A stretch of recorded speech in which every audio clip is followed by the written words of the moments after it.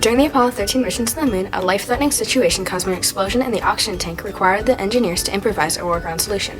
Just imagine if the crew could have made the necessary parts using 3D print technology.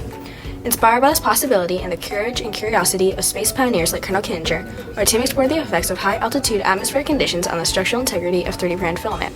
Our hypothesis was that the near-space conditions would cause the filament to expand and become brittle. We had only one shot at our experiment, therefore we needed a consistent and precise apparatus that would minimize human error, inconsistencies, and hidden variables that could nullify our results. In pursuit of a consistent and precise experimental setup, our team spent several weeks brainstorming and running practice experiments to identify sources of error and streamline our experiment.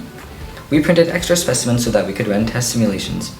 During our weeks of experimentation, we experienced several difficulties, such as 3D pieces repeatedly slipping out of the clamps and the scale locking on a measurement before we finished adding our weights. We addressed those problems and decided to use a modified wooden plank that allowed us to securely fasten and suspend the specimens so we could add our weights. Through our research, our team has learned that many people are working on various aspects of 3D printing, from houses to pancakes. There is also discussion about using moon or Martian dust to print items for the colonies on the moon or Mars. From experts at 3D Herndon, we learned that 3D printers currently work in a number of challenging environments, including Humvees. Our team also reached out to L3 Harris and NASA scientists, as their teams are experimenting with using 3D printing in space.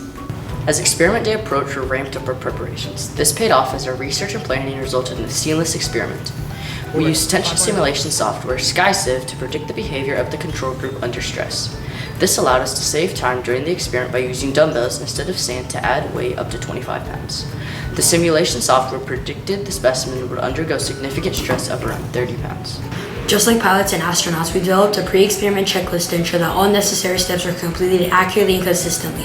From the iterations with various experimental setups, we identified important steps that ensured an accurate experiment. Because of this, we made the best use of our 16 specimens.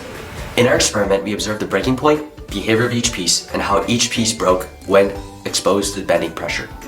After recording this information on a Google Sheet, we observed the average breaking point for the control capsule specimens was 35.27 pounds, as compared to 33.18 pounds for the flight specimens, with a notable difference of 2.09 pounds. We ran an ANOVA and t-test, both of which are used to test the statistical significance, an indicator for credibility shown by the F-critical and p-value numbers on the table of our data. Both tests indicated that our data is statistically significant, leading us to believe that our initial hypothesis is true. Therefore, we concluded that the high-altitude atmospheric conditions would have a negative effect on the structural integrity of PLA filament. We also observed the behavior of the specimen and how each specimen broke.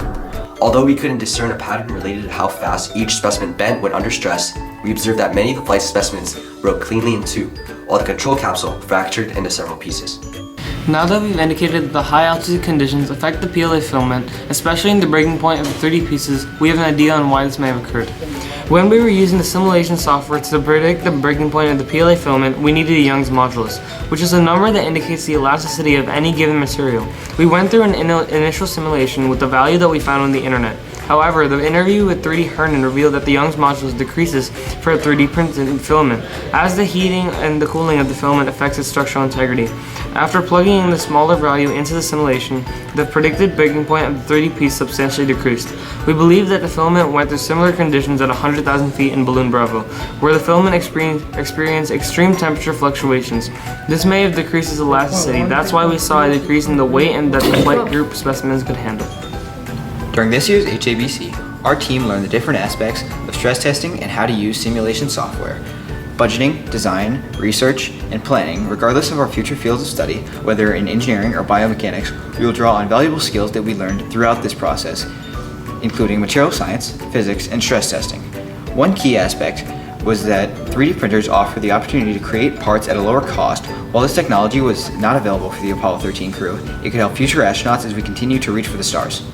We want to help other youth grow as much as we did during this competition season. Therefore, we plan on donating a portion of any prize money awarded to Compass Homeschool Facility, our squadron's host, in support of their STEM programs. The rest of the money will be used for our squadron's ongoing STEM activities. Thank you to 3D Herndon, L3 Harris, NASA, Compass Facility, and the sponsors of the HABC event for their support. In memory of the late Colonel Kissinger, we're dedicating our experiment to his honor for all his inspiration and dedication to the field of STEM.